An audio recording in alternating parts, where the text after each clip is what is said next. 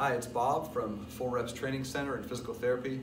And all this week I'd like to talk to you a little bit about recovery and talking about some of the things behind the scenes where we're shooting ourselves in the foot when you go hard and you practice and train and expend all this effort and energy, but you don't realize the full benefit of it because you haven't recovered.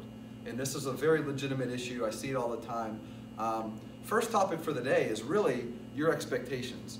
And a lot of times the expectation comes from coaches and sometimes parents, a lot of times the athletes, or especially the coach, right? The expectation is that you're going to achieve all these things during the summer and you're going to show up for practice and be able to run a 5-minute mile in August or something like that, some really hard conditioning test. And I understand coaches don't want their athletes to show up out of shape. And I agree with that 100%.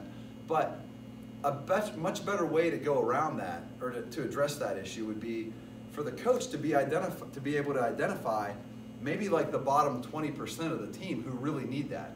Because a lot of the high-level teams, basketball, baseball, soccer, a lot of the sports that I deal with, most of the higher-level teams and their athletes, they're not showing up for out of shape. They're not showing up terribly out of shape.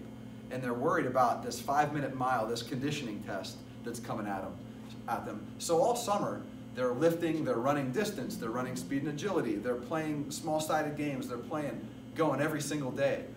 And the other half of that equation is that the average guy, or girl too, say the average guy that's 5'8", 5'10", weighs 150 pounds, and they're hoping to get bigger and stronger, and everybody wants to get faster, right? Speed and agility. That dude is the one who misses out big time when you push these conditioning tests constantly, because it just doesn't happen.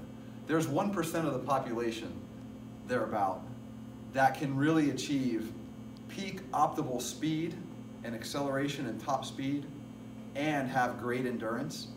And all that I'm saying is that when you focus so much endurance for most of the population, that comes at the expense of them really putting on muscle, of really being able to get faster and generate force into the ground and be strong on the ball and have great acceleration.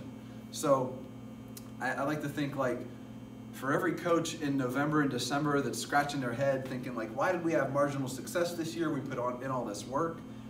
A lot of times it's because you never took that time out for them to recover well and work on their form and sprinting.